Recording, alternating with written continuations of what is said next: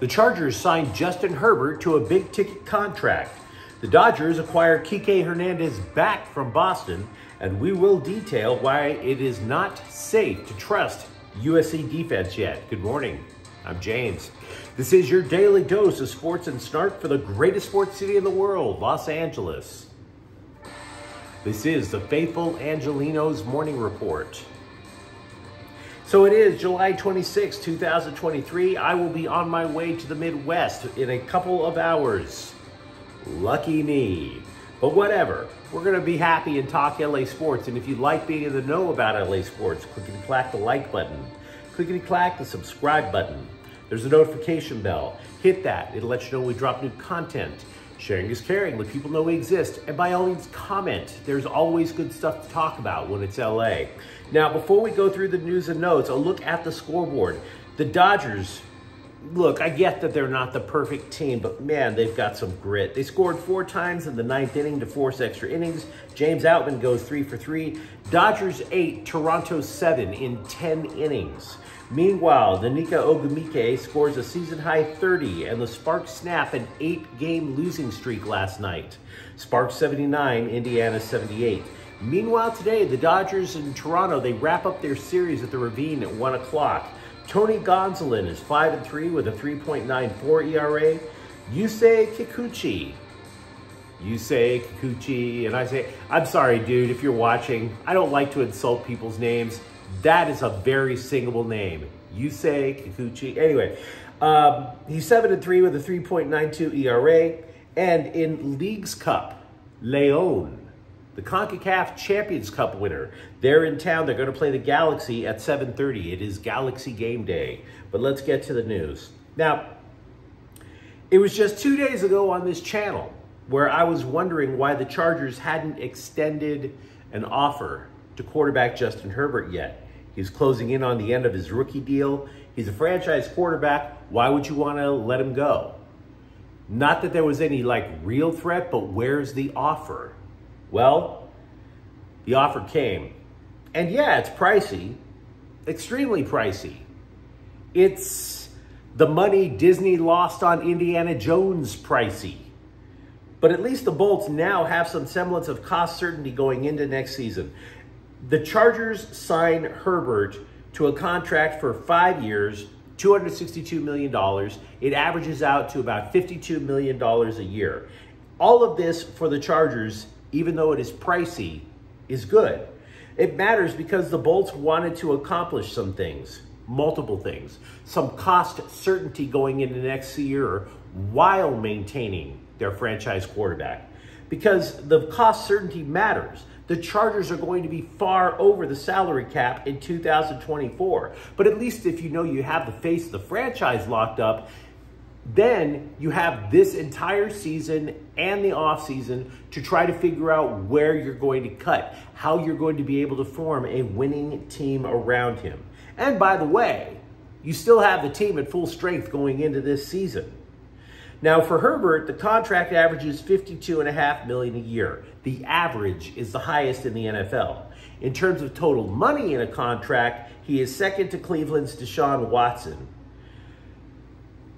Herbert's got to be happy. $52.5 million coming up is a bit of a raise from the $4.3 million he was scheduled to make this year.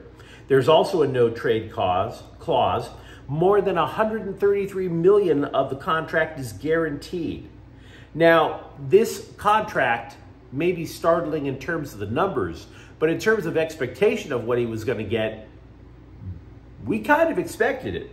Over the past few months, we've been going through articles from agents, from general managers, all of them forecasting that Herbert would get something just a little bit more than $50 million per year. He's the third quarterback this offseason to land a contract that averages at least $50 million this year. There's going to be a fourth. It should be Joe Burrow of the Cincinnati Bengals, but whatever. We're here to talk about the Chargers. GM Tom Telesco did not have sticker shock over the contract. He said he's going to sleep better at night knowing that the team has its franchise quarterback for years. Can you blame him for feeling that way? Yeah, there's going to be some painful cuts in the near future, but for now, can you blame him? Herbert is the only quarterback in NFL history to throw for more than 4,000 yards per year in his first 3 years. And if you think about the Hall of Fame, if you think about championships, 19 of the 23 titles this century have been gobbled up by just 9 men. And a couple of them have obviously retired, Tom Brady being one of them. The point being is that if you don't have a franchise quarterback, you are desperately scrambling to try to find a franchise quarterback. It comes at a cost. We've been hinting at it. Cap Friendly suggests that the Chargers will be $60 million over the cap next year. Sport Track estimates it's going to be $54 billion. And that, by the way, doesn't even take into account yet the Herbert contract.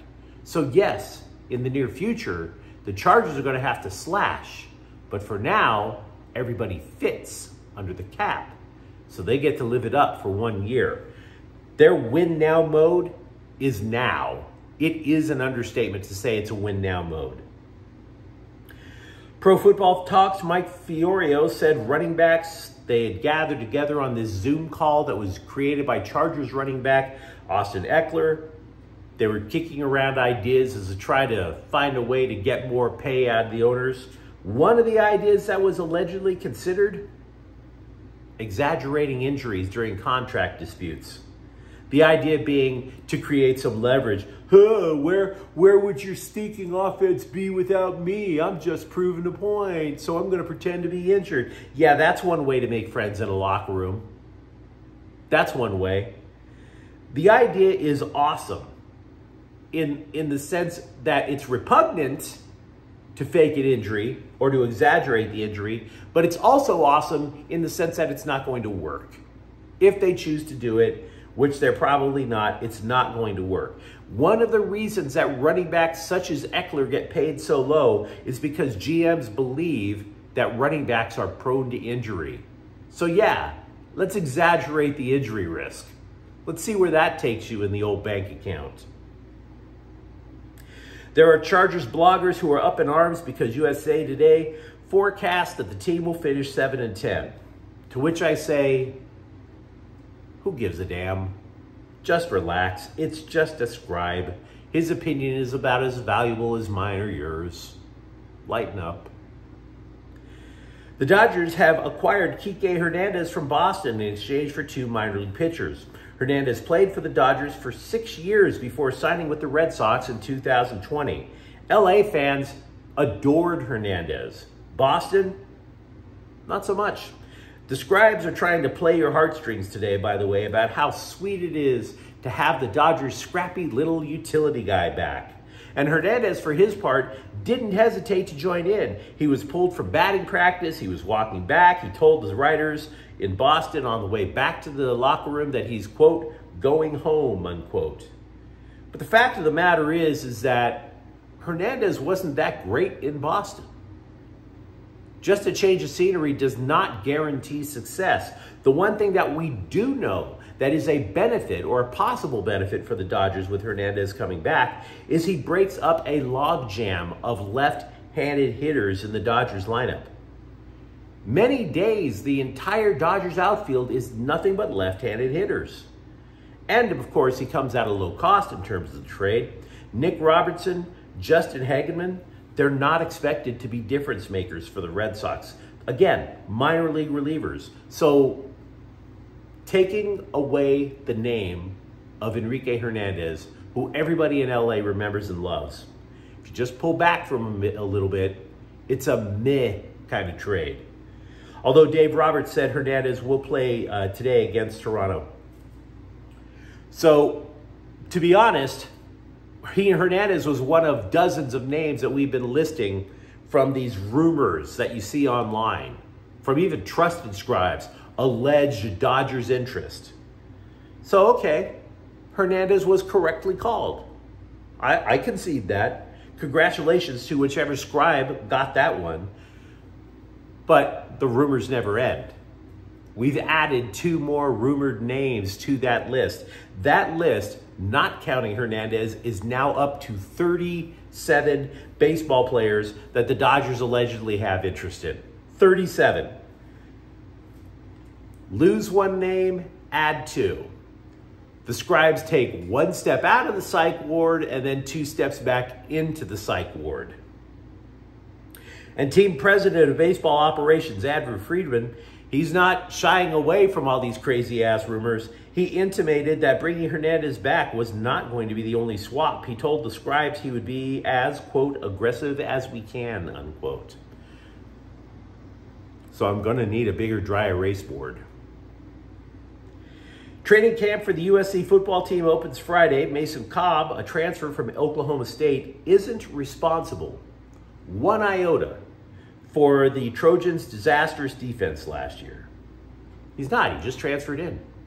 But he acts as if he is, and this is according to some random website that he was quoted on. Quote, "We talk about it every day because that's the reality. We want to be the best defense in the Pac-12. We're not settling for 3rd or 4th in the Pac-12. We want to be number 1 in everything. That's the goal for us this year," unquote. Now, all of that sounds just delightful. It does. Except nobody outside of Heritage Hall has an idea of what the defense is actually going to look like. We don't. We know that USC tends to line up in a 3-3-5 on defense. Opposing offensive coaches hate the 3-3-5 because here's the thing, you know a blitz is coming out of that defensive alignment. You just can't tell where it's coming from. So it's a real pain to scheme against. And it worked really well early in the season against lesser opponents. The Trojans wound up creating a lot of turnovers from the surprise pressure points. But when teams came up that did have offensive talent, Tulane, Utah, UCLA, etc., there were other schools, and holes were exploited across USC's defense. So for USC this season, there are questions that need to be answered before we as Trojans fans should buy in. Remember edge rusher Corey Foreman? He was considered a can't-miss prospect. Where is he now? Does he even have a job? Was he replaced by Romello Height, who missed a lot of last season due to a shoulder injury? What about linebacker? We mentioned Cobb a moment ago. Cobb definitely has a job, but what about Eric Gentry? What about Shane Lee? They were leaders on the Trojans defense. Do they have a spot now? For that matter, the Trojans like their corners. They even like safety Kalen Bullock, but who plays free safety? So there are questions across at all 3 levels of USC's defense that we don't have answers to. Speaking of USC, let's turn the page to basketball for a half second. We talked at length yesterday about Bronny James having cardiac arrest, being the 2nd Trojans basketball player in as many years to suffer cardiac arrest during practice. The only update that we have is that he's in stable condition. That's it. LAFC goalie Maxime Crépeau returned to the net for the first time since breaking his leg in a gruesome collision during MLS Cup final with Philadelphia last year. Now, albeit his return was for LAFC 2 on Sunday. Now, for those of you who don't follow American soccer, MLS Next Pro, of which LAFC 2 is a part of, in layman's terms, consider it like the minor leagues. Consider Crépeau being on a rehab assignment, if you will. Now, Crépeau, for his part, said life is good because he's no longer in pain. Quote, "It's been a hell of a road. Personally, I was happy just to play again. To enjoy it, to have fun. That was a big part that I've missed, playing." Now, even to a guy like me who roots for the Galaxy and doesn't particularly care for certain things about LAFC, that's just nice to hear. Just because LAFC is a rival, I don't want the dude's leg to just become a bag of broken glass. I don't want them to get hurt, right? Rivalries don't go that far to me. Sean McVay told NBC Sports that, quote, "They don't believe in us," unquote. And let's be real, when it comes to the Rams, he's totally on point. The Rams could have as many as 40 rookies on the field any day during training camp. 40. He told the scribes that he's comfortable with that he wants the competition. Now, for example, LA drafted 3 outside linebackers in last year's draft. And you know what McVay's attitude is? None of you are guaranteed a job, so go get it. Now, the Rams might not be a good team, but I can appreciate that. I can. Cam Akers, for the most part, knows he has a gig. He said, by the way, that he's also in agreement about the poor state of running back pay in the NFL. And why would he say it?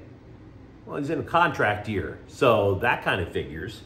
He did add weight also over the offseason because he expects to take a few more hits, getting more playing time. CBS likes him, by the way. CBS Sports labeled him as the number 6 as on their list of so-called under-the-radar players.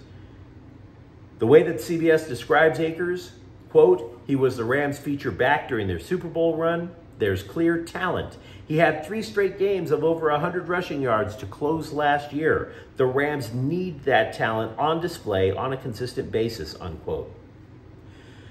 On the other side of the ball, Kobe Durant gets first dibs at the star position. That was the hybrid defensive back linebacker position that Jalen Ramsey excelled at. Now, the position was more or less created in the mind of former defensive coordinator, current Chargers coach Brandon Staley. It's basically creating a player on the field that the opponent can't avoid. In other words, the player has studied the opponent so well that his very presence, wherever his location is on the field, is designed to take away the offensive player who is going to be the focus of that play. In other words, if it's perceived to be a running play, Durant will line up in a place where he believes the running back is going to go. If it's a pass play, who they believe through repetition from looking at the opponent's play tendencies, who is the number 1 receiver, I'm doubling up on there. Now, all of that obviously changes opponent to opponent and formation to formation. If Durant does his job as well as Ramsey, the opposing quarterback would have to change the play consistently at the line of scrimmage or face a disadvantage. But here's the thing. There's a huge difference in terms not just of, we can say there's a huge difference of talent from Durant to Ramsey. That may very well be true, obviously. You know where there's an even bigger difference? Experience. Durant is only in his 2nd year. So he is now trying to become a film room beast, telling reporters, quote, no question is a dumb question, unquote, because he has a lot of them for the coaching staff.